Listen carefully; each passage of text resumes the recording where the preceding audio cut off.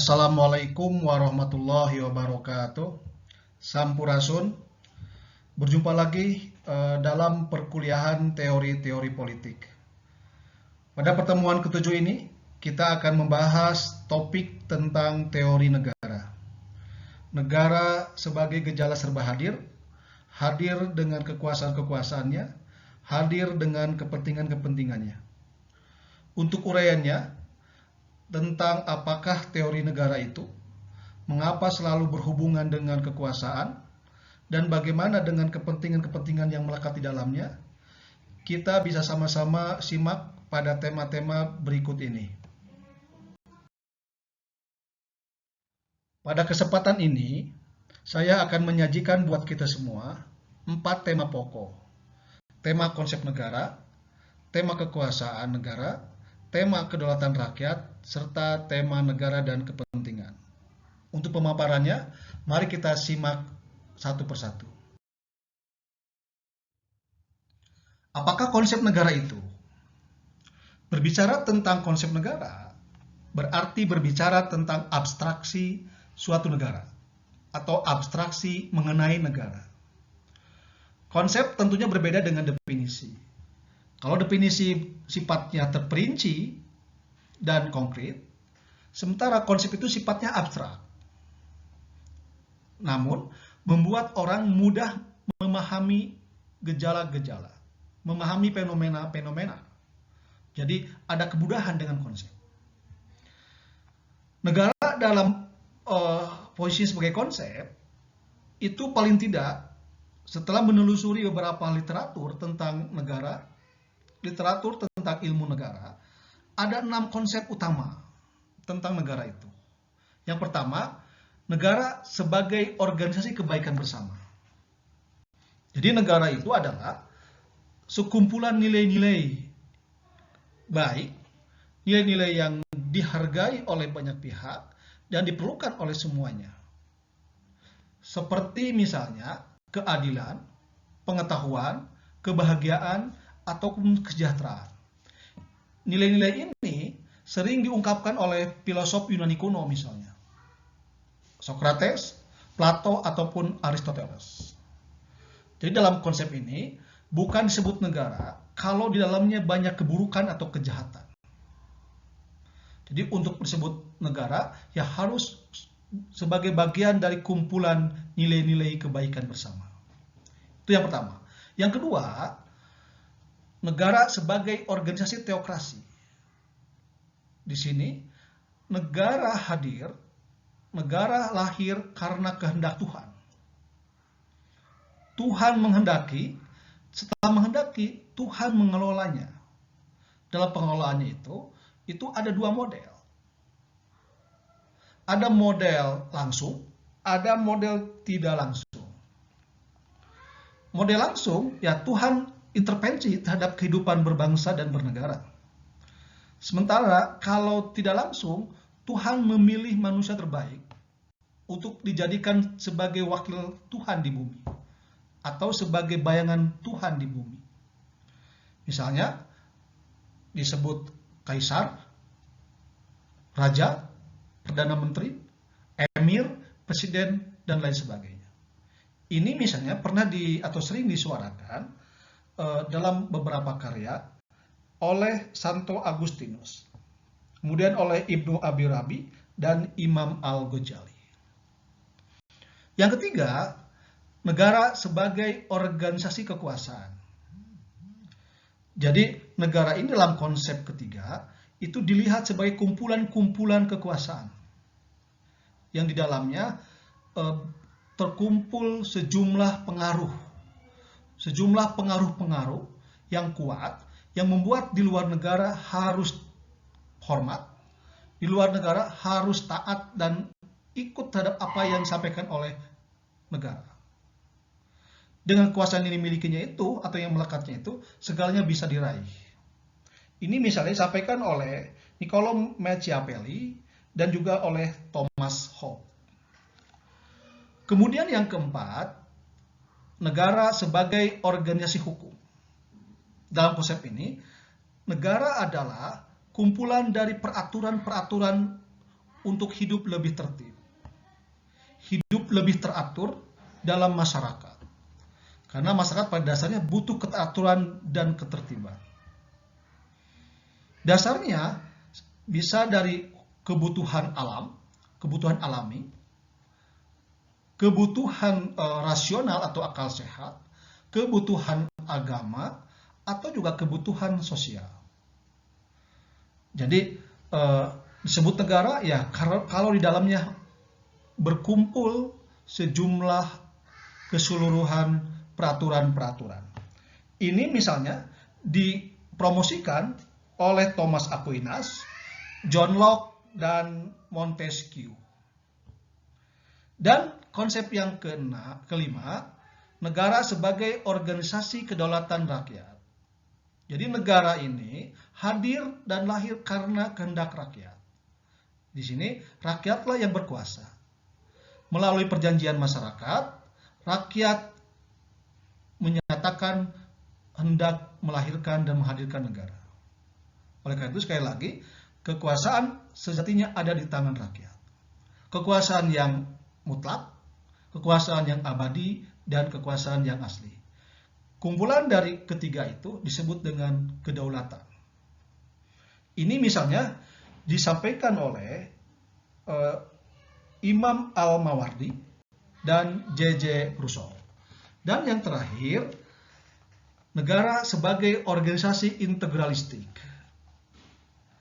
Konsep ini melihat negara itu bukan bagian-bagian, bukan unsur-unsur, tapi adalah keseluruhan.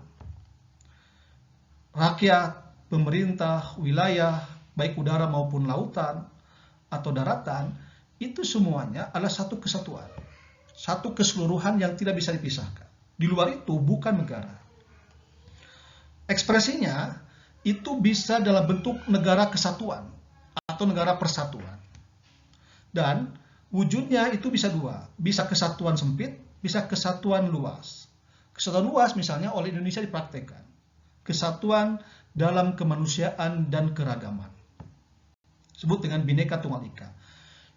Yang keseluruhan atau kesatuan dalam pengertian sempit itu dipraktekkan dalam sistem negara otoriter atau negara totaliter, seperti yang dipraktekkan oleh fasisme.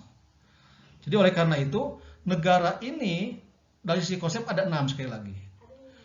Negara sebagai organisasi kebaikan bersama, negara sebagai organisasi teokrasi, negara sebagai organisasi kekuasaan, negara sebagai organisasi hukum, negara sebagai organisasi kedaulatan rakyat, dan negara sebagai organisasi integralistik. Yang terakhir ini disuarakan misalnya oleh Hegel dan Profesor Supomo.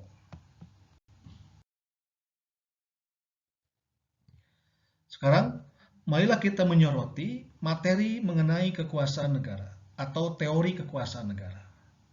Seperti apakah negara itu dalam teori kekuasaan negara? Di negara itu, dalam teori kekuasaan negara, misalnya disampaikan oleh Max Weber, adalah satu-satunya lembaga yang memiliki keabsahan untuk melakukan tindakan kekerasan terhadap warganya. Jadi dengan kata keabsahan, kekerasan, ini menunjukkan bahwa aspek yang menonjol dari negara adalah kekuasaannya yang besar. Yang menjadi pertanyaan dari definisinya Weber di atas adalah, mengapa negara memiliki keabsahan untuk menggunakan kekerasan terhadap warganya? Lalu, mengapa negara berkuasa?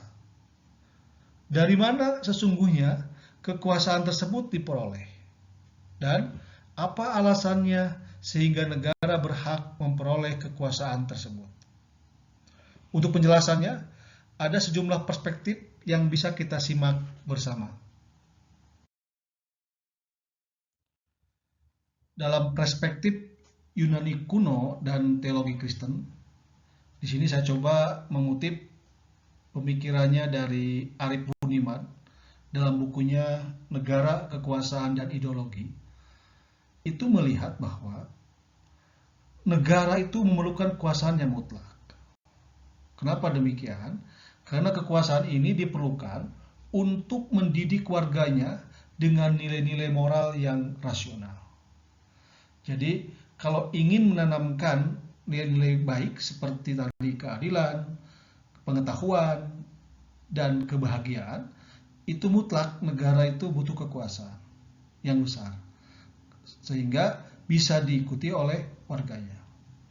Kemudian yang kedua, menurut teologi Kristen, bahwa negara itu harus tunduk pada gereja atau Katolik, karena negara itu adalah wakil gereja di dunia. Sementara gereja itu sendiri adalah wakil Tuhan untuk menegakkan kehidupan moral di dunia.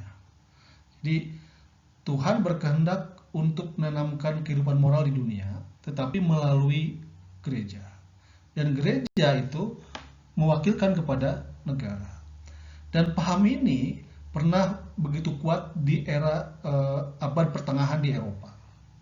Jadi disitulah kita kenal juga dengan masa The Dark Ages, masa kegelapan Eropa pada waktu itu.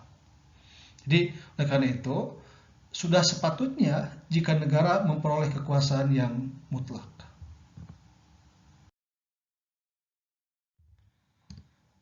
Lalu, dalam perspektif era pencerahan atau zaman pencerahan, atau kita kenal dengan istilah era Renaissance atau Aufklärung, bahwa negara itu yang butuh kekuasaan, sama dengan perspektif Yunani kuno dan teologi Kristen. Hanya yang berbedanya itu adalah untuk apanya itu. Jadi kalau yang zaman Yunani kuno untuk pendidikan moral, pendidikan agama, memfasilitasi kehendak Tuhan, maka di era pencerahan ini kekuasaan negara yang besar itu dibutuhkan untuk apa? Untuk warganya supaya damai. Karena pada waktu itu misalnya para warga cenderung saling berkelahi dalam memperjuangkan kepentingan-kepentingan mereka yang berbeda. Dan dasarnya itu dalam sebuah pemahaman bahwa negara adalah wakil dari kepentingan umum atau publik. Sedangkan masyarakat itu sendiri hanya mewakili kepentingan pribadi atau kelompok secara terpecah-pecah.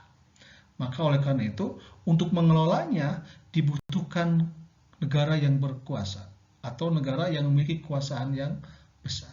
Jadi sekali lagi, untuk menciptakan kedamaian dan mengelola kepentingan-kepentingan yang berbeda di masyarakat. Selanjutnya, dalam perspektif negara organis, jadi negara yang tampil sebagai organ. Dalam perspektif ini, negara membutuhkan kekuasaan. Membutuhkan kekuasaan yang besar terkait dengan bahwa negara itu pada dasarnya adalah lembaga yang memiliki kemauan sendiri yang mandiri. Jadi bukan kumpulan-kumpulan dari keinginan-keinginan kelompok yang berbeda-beda. Bukan sekedar alat dari keinginan sekelompok orang di dalam masyarakat. Jadi kekuasaan itu untuk menopang di mana negara emang memiliki kemauan sendiri yang mandiri.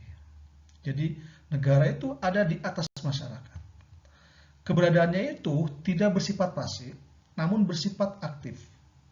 Aktif dalam hal apa?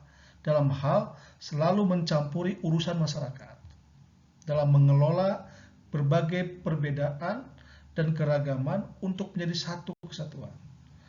Agar apa? Agar masyarakat tercipta yang lebih baik lagi. Itu menurut perspektif negara organis. Berikutnya, dalam perspektif fasisme. Dalam perspektif ini, negara membutuhkan kekuasaan mutlak. Negara membutuhkan kekuasaan yang besar. Ini sama dengan perspektif yang lainnya. Yang membedakannya adalah mengenai cara bagaimana mengelola kekuasaan yang besar itu dan tujuannya untuk apa. Kemudian sumbernya dari mana. Cara pengelolaannya itu diikat dalam satu keseluruhan dan dilaksanakan secara totaliter bukan sekedar otoriter. Kita tahu ada perbedaan mencolok antara totaliter dengan otoriter. Totaliter itu sudah tidak dimungkinkan adanya perbedaan pandangan dalam negara itu. Harus satu, yaitu pandangan negara. Apalagi tidak dimungkinkan adanya oposisi. Semuanya harus dalam satu posisi negara. Sementara dalam otoriter masih dimungkinkan adanya perbedaan pandangan masyarakat dalam bernegara. Dan juga dimungkinkan adanya oposisi. Meskipun misalnya oposisi yang tertutup. Nah, negara fasis ini sendiri sebenarnya adalah bentuk ekstrim dari negara organis, seperti yang disampaikan dalam perspektif negara organis. Dan kata fasis itu sendiri berasal dari bahasa Latin yang berarti seikat. Oleh karena itu, kata fasisme itu dimaksudkan untuk sebuah ikatan yang kuat. Jadi negaranya dalam sebuah ikatan yang kuat, ikatan yang erat, persatuan yang kokoh dari sebuah bangsa dengan negara sebagai pemimpinnya. Jadi pemimpinnya tunggal, yaitu negara itu sendiri. Dan tujuan dari kekuasaan yang mutlak itu bukan untuk pendidikan moral, bukan untuk penciptaan kebutuhan material, tetapi untuk menggapai kehormatan, menggapai kebesaran negara tersebut atau kejayaan negara tersebut. Itu fasisme. Dan negara dalam pandangan fasisme adalah meliputi keseluruhan, bukan yang terpecah dalam sebuah unsur-unsur. Di luar itu, atau di luar negara, itu tidak ada yang namanya kemanusiaan atau kejiwaan yang bisa tumbuh, apalagi punya nilai. Ini paling tadi disampaikan oleh salah satu pelaku dari totaliter, dari fasisme, yaitu Benito Mussolini. Jadi Benito Mussolini ini bagian saksi sejarah adanya fasisme di dunia ini, yang ada pada waktu Perang Dunia Kedua. Jadi selain Hitler dengan Nazinya di Jerman, juga ada Benito Mussolini, juga ada di Jepang. Lalu dalam perspektif Marxis-Leninis, kekuasaan negara itu melihat bahwa negara emang membutuhkan kekuasaan yang mutlak, kekuasaan yang besar. Hanya membedakannya dengan perspektif sebelumnya terkait tentang tujuan untuk apa, dengan cara apa pengelolaan kekuasaan besar itu, dan bersumber dari mana. Tujuan dari negara yang memiliki kekuasaan besar itu sesungguhnya adalah untuk bisa merealisasikan masyarakat sosialis, suatu masyarakat yang tidak ada lagi pertentangan kelas. Tidak ada lagi yang namanya kelas pemilik dan bukan pemilik alat produksi, yang belakangan kemudian disebut dengan masyarakat komunis. Kekuasaan yang ada itu dikelola oleh yang namanya diktatur proletar atau diktator kaum pekerja atau kaum buruh. Karena kalau tidak oleh kaum buruh, itu akan membuat gerakan kelas menjadi makin runtuh. Maka rumusannya adalah harus melalui diktatur proletar. Jadi kediktatoran proletar, dalam ini adalah kaum buruh, itu yang kemudian yang bisa mengelola kekuasaan yang besar itu. Sekali lagi, tujuannya untuk apa? Untuk menciptakan atau merealisasikan masyarakat sosialis atau masyarakat komunis. Sumber kekuasaannya itu adalah bersumber dari perjuangan kelas.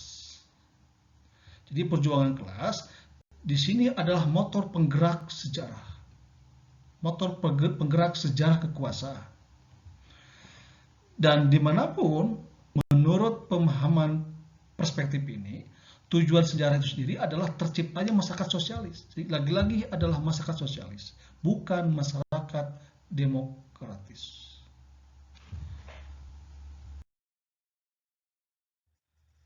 Nah, sekarang kita membahas mengenai tema kedaulatan rakyat. Bila sebelumnya kita menguraikan teori-teori yang mendukung kekuasaan negara, maka pada bagian ini, pada tema ini, kita akan mencoba membicarakan teori-teori yang menyatakan bahwa sejatinya kekuasaan harus ada di tangan rakyat, bukan di tangan negara. Oleh karena itu, teori-teori yang akan dibahas pada bagian ini tentunya merupakan teori yang bertentangan dengan teori yang dibicarakan sebelumnya. Kembali, saya mengutip pemikirannya Arief Budiman dalam bukunya Negara, Kekuasaan, dan Ideologi. Itu menyebutkan paling tidak ada 3 fase untuk meraih rakyat berdaulat atau meraih kedaulatan rakyat. Yang pertama, membangkang terhadap raja. Ini artinya bahwa raja itu sangat kuat, apalagi sudah bersatu dengan yang namanya gereja. Ini fenomena yang terjadi di Eropa abad pertengahan. Bahkan gereja mampu mendominasi raja. Segalanya dikendalikan oleh gereja. Oleh karena itu, mau tidak mau, untuk mendapatkan kedaulatan rakyat itu harus melakukan pembangkangan. Ini misalnya pernah dilakukan oleh Martin Luther untuk mengkritik terhadap kekuasaan gereja, yang secara sekaligus mengkritik keberadaan raja atau negara. Gerakan ini sebagai bagian dari protes, maka disebut dengan gerakan Protestan. Untuk bagaimana memisahkan gereja dengan raja, gereja dengan negara. Karena dengan berpisahnya itu akan membuat ruang buat rakyat menjadi berkuasa atau berdaulat. Jadi gerakan ini sekali lagi bagian dari bagaimana menggapai rakyat yang berdaulat. Dan ini pernah terjadi di Eropa ketika ada masa-masa peralihan dari masa kegelapan ke masa pencerahan, ke masa kebangkitan, dan ke masa-masa modern. Yang kedua, yaitu bahwa negara itu netral atau netralitas negara. Ini harus ditegakkan dan diwujudkan. Karena dengan negara yang netral itu, kelompok-kelompok masyarakat itu bisa menentukan kuasanya sendiri. Jadi negara hanya menerima saja apa yang sudah dikompromikan, apa yang sudah disepakati oleh kelompok-kelompok masyarakat atau kelompok rakyat. Dan ini bagian dari suara-suara kaum pluralis. Kalau negara sudah netral, sekali lagi itu ada ruang yang sama tentang bangkitnya kedaulatan rakyat. Berbeda kalau negara itu sudah berpihak. Seperti dalam bagian yang ketiga ini, yang disimak atau yang dipromosikan atau yang dikaji oleh kaum Marxis, yang mengatakan bahwa negara alat kelas berkuasa. Oleh karena itu, selama itu yang terjadi, maka tidak bisa rakyat itu berdaulat. Nah, kecuali yang berkuasanya itu adalah masyarakat itu sendiri atau rakyat sendiri. Karena di sini, kelas yang berkuasa itu selamanya adalah kaum borjuis atau kaum bangsawan kalau di sistem feodal. Oleh karena itu, kalau rakyat ingin berkuasa, ingin menjadi kelas berkuasa dan berdaulat, maka harus diganti. Dan wujudnya adalah melalui diktatur proletar atau kediktatoran kaum buruh atau kaum pekerja. Dan itu yang kemudian yang bisa membuka rakyat menjadi berdaulat, memiliki kekuasaan yang mutlak, dan kalau sudah tergenggam yang namanya kekuasaan mutlak itu, kekuasaan yang besar itu, maka negara itu sendiri tidak lagi diperlukan. Karena semuanya sudah menjadi masyarakat komunis. Setelah rakyat mendapatkan kedaulatan, dalam rangka menghadapi kekuasaan negara, pertanyaan kemudian, cara terbaik bagaimana untuk melembagakan kedaulatan rakyat yang sudah diraihnya itu, atau yang akan diraihnya itu. Nah, di sini paling tidak ada 3 model untuk melembagakan kedaulatan rakyat. Yang pertama, pisahkan kekuasaan negara. Ini dipromosikan oleh John Locke. Jadi kalau kekuasaan adalah fenomena yang senantiasa melekat dengan negara, tidak bisa dipisahkan, tidak bisa dikurangi, maka rumusannya adalah pisahkan. Buat kekuasaan-kekuasaan yang terpisah. Misalnya, ada kekuasaan eksekutif dan kekuasaan legislatif. Di antara dua kekuasaan itu, maka tercipta ruang buat munculnya kekuasaan rakyat. Jadi, rakyat ada dalam pusaran kekuasaan yang ada. Tidak berada di luar kekuasaan. Itu yang pertama. Yang kedua, lakukan trias politika. Jadi kalau yang pertama asal dipisahkan saja, terutama di sini adalah dua kekuasaan negara, maka dalam model yang kedua ini harus dalam bentuk 3 kekuasaan negara. Jadi selain legislatif, selain eksekutif, juga yudikatif. Lembaga kekuasaan negara yang bertugas menegakkan keadilan, menegakkan hukum dan peraturan-peraturan. Ini dipromosikan oleh Montesquieu. Dengan ketiga lembaga ini, di awal disebut dengan pemisahan kekuasaan, dan belakangan diartikan sebagai pembagian kekuasaan. Dan Indonesia kecenderungannya menggunakan arti yang kedua, yaitu pembagian kekuasaan. Nah, walaupun juga di Indonesia ada lembaga-lembaga kekuasaan di luar ketiga ini. Jadi oleh karena itu, kita punya harapan kalau ini diwujudkan ketiga lembaga ini, maka di situ ada ruang-ruang buat terciptanya kekuasaan atau kedaulatan rakyat. Dan yang terakhir, lakukan pemilihan umum. Kekuasaan yang ada dalam negara itu diserahkan kepada rakyat untuk diseleksi melalui kontestasi atau kompetisi yang terbuka. Dan ini disuarakan oleh kaum pluralis. Jadi kaum ini membayangkan terciptanya mekanisme yang demokratis. Mekanisme yang emang menjadi instrumen perwujudan kedaulatan rakyat. Karena hanya dengan inilah pintu rakyat berdaulat itu bisa terbuka. Yaitu mekanisme pemilihan umum yang didukung oleh trias politika atau dari pemisahan kekuasaan negara. Baiklah, kita sekarang memasuki tema yang terakhir, yaitu negara dan kepentingan. Ini berangkat dari pertanyaan, apakah negara itu berpihak? Kalau berpihak kepada kelompok atau pada kekuatan politik apa? Untuk menjawab pertanyaan-pertanyaan itu, setidaknya ada 3 teori yang bisa kita jadikan pijakan. Yang pertama, teori Marxis. Teori ini melihat bahwa negara itu berpihak. Bahkan lebih daripada itu, negara itu adalah alat dari kelas yang berkuasa atau kelas dominan. Oleh karena itu, negara selamanya adalah melakukan pengabdian dirinya bagi kepentingan kelas yang berkuasa dalam masyarakat. Misalnya, dalam masyarakat feodalis, negara mengabdi kepada kaum bangsawan. Dalam masyarakat kapitalis, negara mengabdi bagi kepentingan kaum borjuis atau kaum pemilik modal besar misalnya. Nah, ini kecenderungannya seperti itu. Yang kedua, teori pluralis mengatakan bahwa negara itu sesungguhnya tidak berpihak. Ini berbeda dengan pandangannya teori Marxis. Jadi negara itu ada karena sebagai alat semua kelompok. Karenanya, negara mengabdi dirinya hanya bagi kepentingan campuran dari kelompok-kelompok masyarakat yang ada. Jadi kekuatan politik yang ada, kekuatan kelompok kepentingan yang ada, kelompok penekan yang ada, itu semuanya menjadikan negara itu alat yang bersama. Dan karena itu, negara selalu mengabdi kepada kelompok-kelompok yang ada itu.